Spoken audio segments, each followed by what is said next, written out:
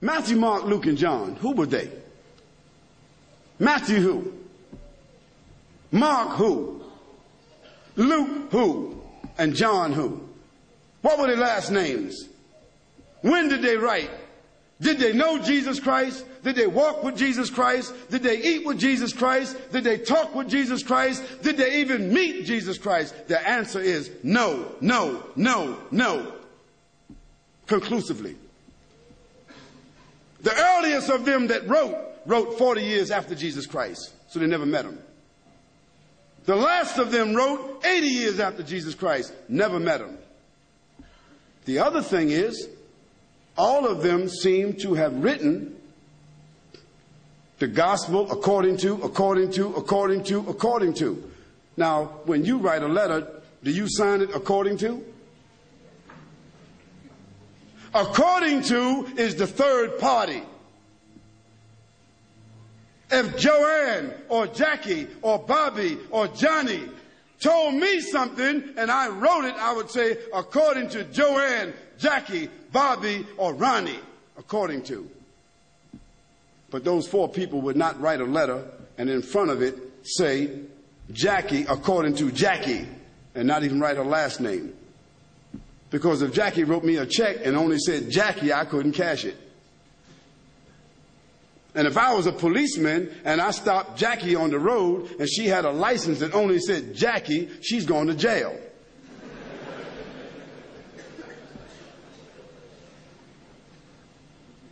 Where in the world is a document with only one name of four different writers that did not meet the one whom they're writing about?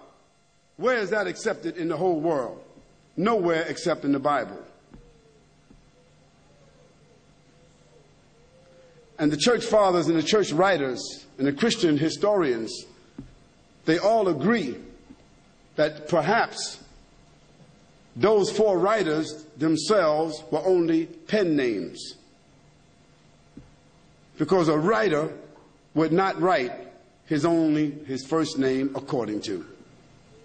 And there's a great amount of suspicion that the man called Paul, Saul of Tarsus, that because he wrote all the books from Acts all the way to the end of the New Testament, how many books is that? How many? 16, 15, 17, 19? All the books of Acts on, Colossians, Ephesians, Corinthians, Romans, Galatians, all of those books are written by whom? Paul, Saul of Tarsus, another man who never walked, who never talked, who never met, who never ate, who never prayed, who never knew Jesus Christ. Isn't that something?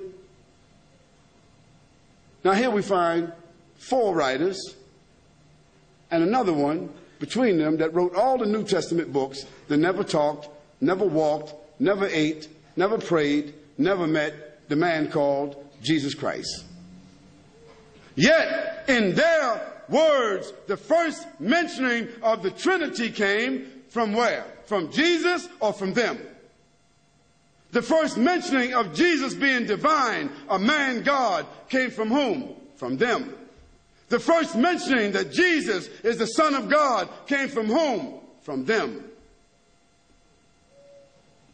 Jesus never said in his own words any such words, but it was the men who never met him, who claimed to have written, who didn't know their last names.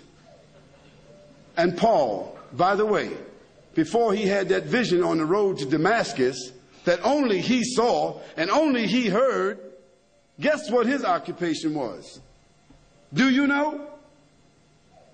He was a bounty hunter, a hunter of Christians, hunting them down like animals, binding them and bringing them to where? To Rome, so that they could be executed. Now, if Hitler, after killing thousands of Jews, said that on the road to Berlin, he had a vision that he was named an apostle to the Jews, and he wrote 20 books that all the Jews are supposed to follow, Do you think they would be following that book? I don't understand how people just don't read history. This is not what Khalid said, so don't get angry with me. This is your own scripture, your own Bible scholars, their own church fathers. All of them agree that Paul never met Jesus, that Matthew, Mark, Luke, and John never met Jesus. By the way, they were not disciples.